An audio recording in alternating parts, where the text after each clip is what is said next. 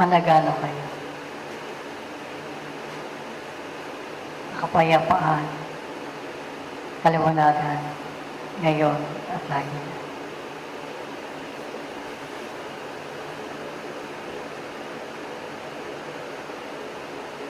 Matagal na kayo inuunta sa inyong mga pagwawalang bahala. Matagal na rin kayong tinatabi upang kayo bumaligwas at magising sa katotohanan. Kailangan kayong humakbang papalayo sa maraming kahinaan at kataasan na inyong mga sariling ako.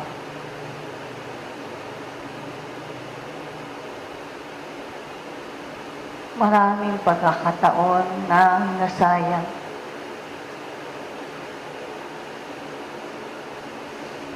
Na maraming pagwawaldas ng lakas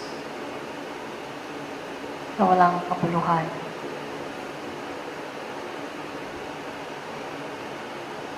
At lagi kayong tinatawagan upang kayo nga ay makasunod sa likuran ng isang Jesus.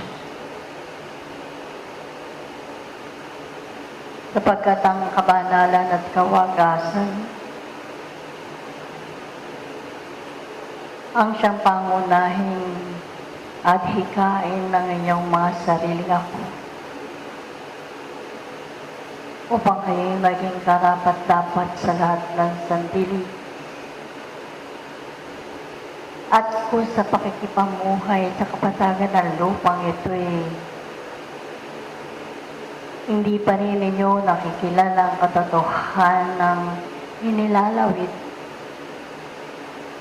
sa mahabang panahon.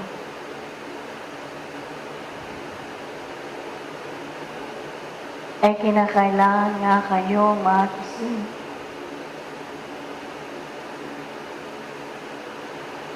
At kung sa mahaba ring panahon ng ating pagninig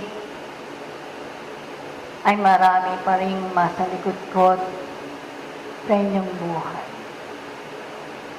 na hindi maunawan at matanggap ng sariling yan, ay lagi ninyong iugnay ang inyong mga sarili sa kaitaasan at makilala ninyo ang tunay ninyong sarili gaano na nga kaya kalapit at kalayo ang tinatahak ng inyong mga pagkatao.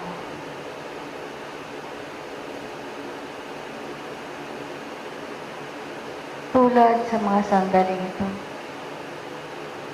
na sa ating pagtutulungan sa bahaging ito, ako nga mga kirot ng laman ay inyo pa rin nadarama sa kabila ng pagpipigay sa inyo ng subaybay at tulong higit sa inyong mga kaluluwa. At kung bakit nanunumbalik o pabalik-balik ninyong nararamdaman ng mga kasakitan at kirot na laman ninyong nadarama, ay higit kayong magtimbang at suriin ang mga nanunulas sa inyong mga labi, sa hagtis na inyong mga kaisipan,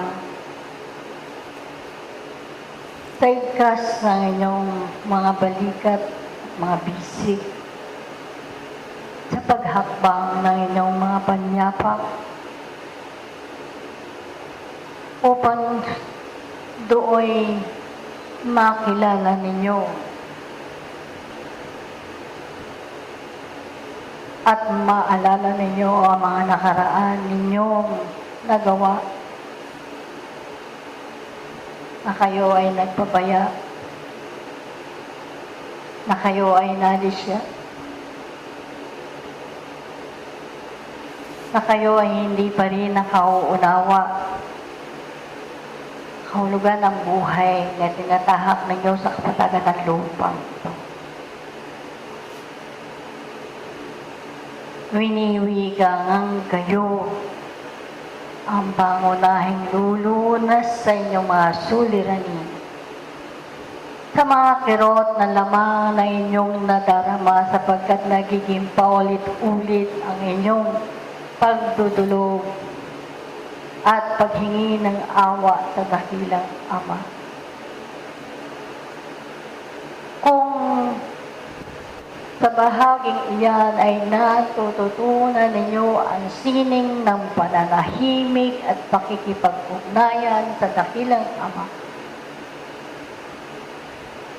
ay katotohanan ng ibinibigay na sa inyo ang mga lakas na pangangailangan ninyo sa pang-araw-araw na buhay.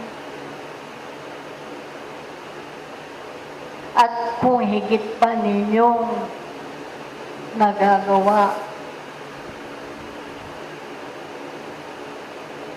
na mayroon ng pag-ibig at paglilingkod sa inyong mga kapwa nilikha at naunawaan ninyo ang kanilang kalagayan,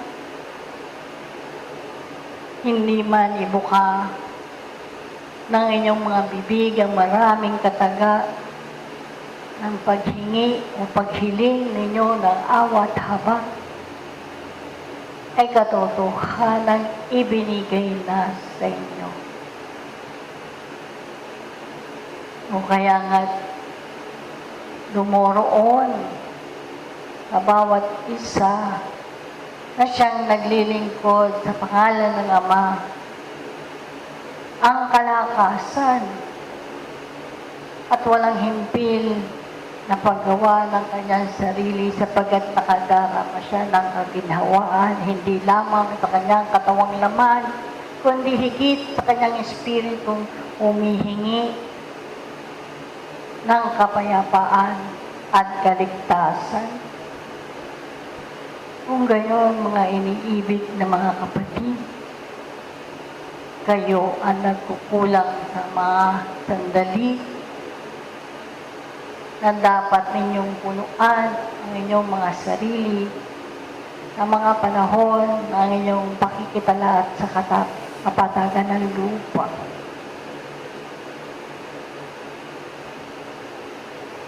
Kung naririnig ninyo ang bawat sunatan ng kabatlayaan, ay isasabay ninyo ang inyong sarili sa himig at sunatang ito. Sapagkat nagkakaroon ng pang-akit sa inyong mga damdamin, kaisipan at kalooban.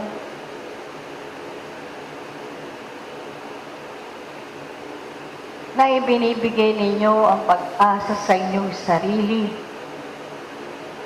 Hindi ng kabiguan, sapagkat nalalaman ninyo sa pagbibigay ninyo ng kabiguan sa inyong mga sarili ay tumoroon ang pagluha at paghati at kahapisan. Kung gayon, nasa sa inyong palad, kayo ang pangunahing tauhan na siyang magtatala, na siyang magbibigay at magkakaloob sa inyong mga pagkatao ng kaginhawaan, ng kaluwalhatian, ng kapayapaan na lahat ang sandali. O kaya nga ito ay ipinauunawa sa inyo. At kayong mga kasangkapan ng panahon na lagi nang mayroon ng pag-aalinlangan sa maraming aralin na sa inyo'y binibigay, ay magsaliksik kayo, magtanong kayo. At kung wala man kang kasagutan, ay bibigay sa tamang kapanahunan. Ang lakas na sumasa inyo'y sapat. At ang mga binibigay na pag-asa ng kabatlayaan ay na lagi na sa inyo'y binibigay ay nagkakaroon ng liwanag kung kayo sa inyong sarili, dalawang kamay ninyong inaalay ang inyong sarili sa kabuuan ng bahagi ng inyong pakikipagtulungan at tuparin sa inyong dakilang tungkulin.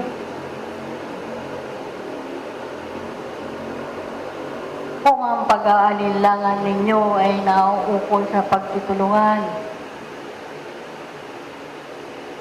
kayo rin sa inyong sarili nakasasagot ng inyong mga katanungan iyan. Sapagkat walang ibinibigay na labis sa tuwina, sapagkat laging sapat sa pangangailangan ng bawat nilikha sa kanyang pakikipamuhay sa lupang ito.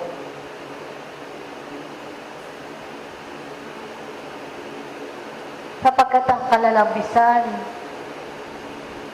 ay nakapagbibigay sa inyo ng pag-aalinlangan. Gayon din sa kakulangan sa inyong sarili. Kaya nga't sapat sa kabuuan ng inyong pagtahak sa lupang ito. O kaya nga't higit ninyong saliksikin pang maraming aralin at karunungan. Kung ito ay nakatitikan, ay inyong basahin, inyong ibahagi,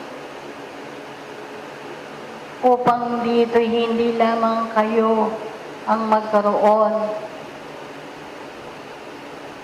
ng kaliwanagan, kung hindi higit din ng inyong mga kapwa.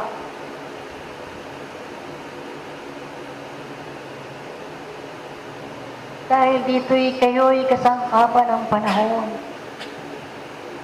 na sa bawat tungkulin ninyo'y dumoroon ang lakas, ang pag-iisip ng damdamin at kalooban nang walang pasubali sa inyong ginagawa at paglilingkod. At kung nagkaroon kayo ng pag-aalinlangan sa inyong paglilingkod, ay nabawasan na ang lakas na inyong binibigay sapagkat dumuon kayo sa pag-aalinlangan na ibinibigay at binibiyaya sa inyo sa tuwina. Kaya't ano ang inyong magagawa kung hindi palakasin ang inyong mga sarili, kaisipan, damdamin at kalooban upang ito'y magsandugo, upang sa inyong mga paglilingkod ay maging bahagi kayo ng inyong kapwa na makapagbibigay kayo ng sapat na lakas na pangangailangan ng kanyang sarili sapagkat kayo ay kasangkapan. At katotohanan ang lahat ng iyan. Nasa inyong mga paglilingkod sa palatindigan, sa hapag, ay lagi nang kinakailangan ang higit na paghahanda ng inyong sarili sa pagbibigay ng kalooban ng Ama upang kayo nga ay maging karapat-dapat sa inyong pagpapahayag.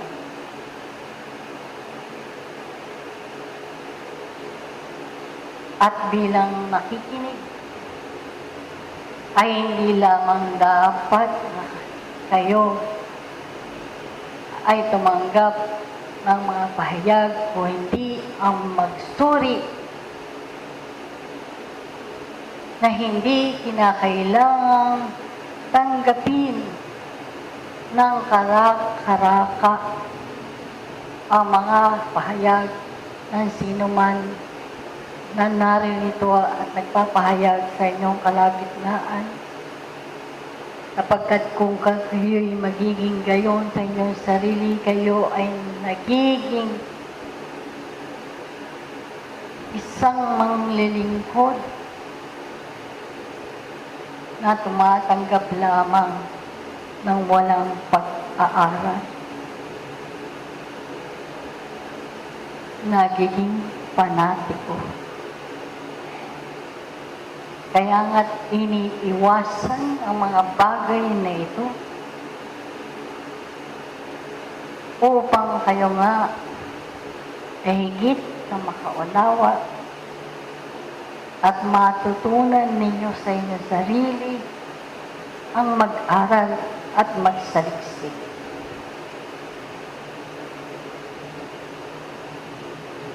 Ito yung mga bahagi. Higit kayong mga naririto at humihingit dumudulog ng para sa inyong katawang laman ay hindi lamang ginagamot ang katawang lamang iyan, kung hindi higit ang inyong mga espiritu. O kaya nga, kayo'y meron ng malaking pananagutan sa inyong sarili. Kung hindi ninyo natutulungan ang sariling iyan sa kabila ng pagtulong sa inyo, ay kayo ang mawawalan. Kayo ang mabibigo. Kayo ang darating. Sapagkat hindi ninyo na ilalapat sa inyong buhay ang mga aralin na isinusubo sa inyo sa lahat ng panahon. Maliwanag ang mga bagay na ito. Sapagkat hindi na kayo mga musmus na naglalaro lamang sa lansangan. Hindi na kayo mga musmus upang hindi ninyong maunawaan ang pangangailangan ng inyong mga sariling ako. Sapagkat nararamdaman ninyo sa inyong sarili ang tawag ng panahon.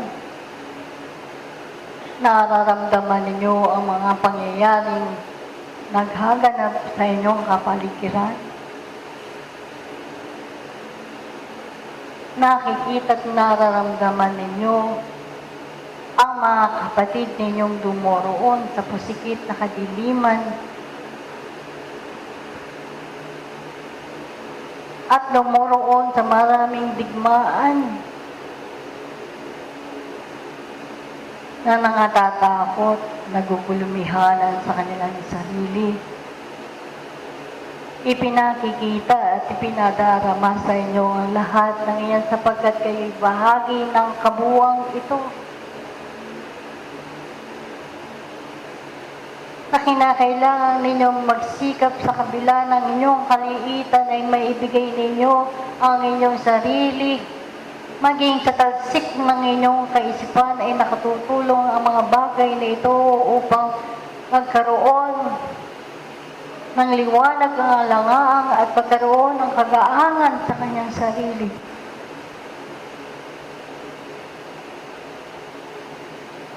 At kayo, bilang mag-aral ng panahon at mag-aral ng simulaing ito,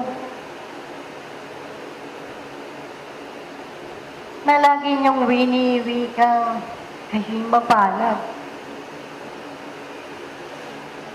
Winiwika ninyong kakaiba, mataas ang inyong pag-aaral. Subalit hindi ninyo mailagay at may lapat sa kahayagan ng inyong paggawa ang mga bagay na ito. Hayaan ninyong manalaytay at dumaloy sa inyo ang isang lakas upang kayo ay makakahakbang papalayo sa inyong kahinaan. Sapagkat ang maliit ng paghakbang ng inyong sarili, tundok man, ang inyong nagaway kagaangan na inyong mga espiritu sa kanyang pagpapatuloy hanggang doong makita niya ang tunay na liwanag at kapayapaan ng kanyang sarili.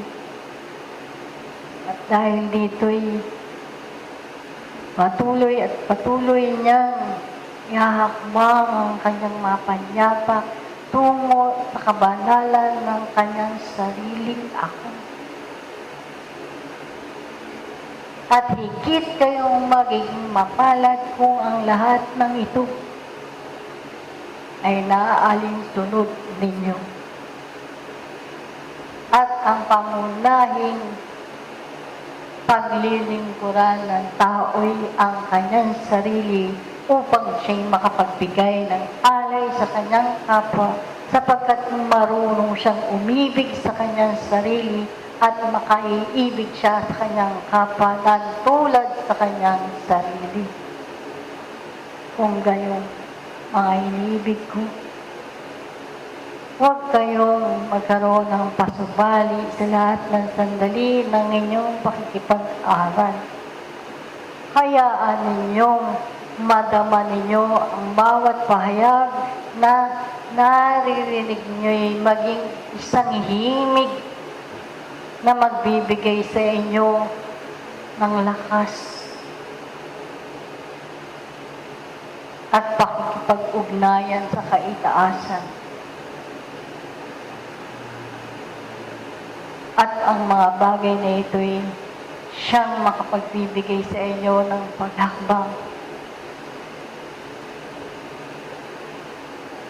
na hindi na ninyo hahayaan na ang panahon ay lumipas ng gayon na lamang sa kanyang sarili sapagkat mayroon kayo ng nagagawa at mayroon ng kabuluhan ng inyong buhay sapagkat naiaalay ninyo sa Diyos na inyong pinaglilingkuran na hindi ninyo nakikita na inyong minamahal sapagkat ang wika na kapag kayo'y nakatulong sa inyong kapwa'y nakapaglingkod kayo sa inyong Diyos.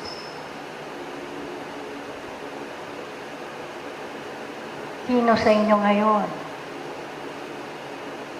ang hindi magpapasimula sa kanyang sarili upang hindi madama ang maraming kirot ng laman na iyan? Sino sa inyo ngayon ang nais pagpatuloy sa kanyang dakilang tungkulin upang madama ang kapayapaan at pagwalhati ang hiningi ng kanyang espiritu? Nasa sa inyo ang kasagutan. Nasa sa inyo ang paggawa. Nasa sa inyo ang panahon. At gamitin ninyo sa inyong pagkabuhay ngayon at lagi na. Ito ang maliit kong alay na mapalad na umagang ito. Sapagkat nais kong magising ang inyong mga damdamin sa paglikha ng maraming paggawa at paglilingkod na marunong kayong umibig, na marunong kayong magsino, marunong kayong managutan sa inyong mga nagawa.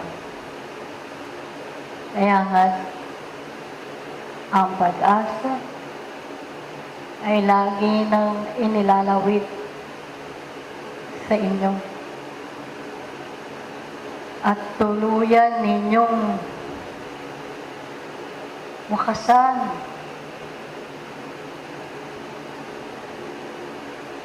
ang mga bagay na negatibo, ang mga bagay na kataasan, pagmamapuri sa inyong sarili, Sapagkat ang lahat ng iyan ay hindi pangangailangan sa inyong mga paghakbang. Kundi ito ang mga bagay na sasagka sa pagsulong ng inyong mga kaluluwa. Magpapatuloy tayo sa ibaba. At nais ko ang lahat ng kasangkapan ng panahon ay makapaglingkod sa kanyang sarili nang walang pag-aalinlangan at maging mapayapa ang kanyang damdamin, ang kanyang kaisipan at ang kanyang kaloobang may paglingkod ang sariling ito sa lahat at bawat isa. Magpapatuloy tayo.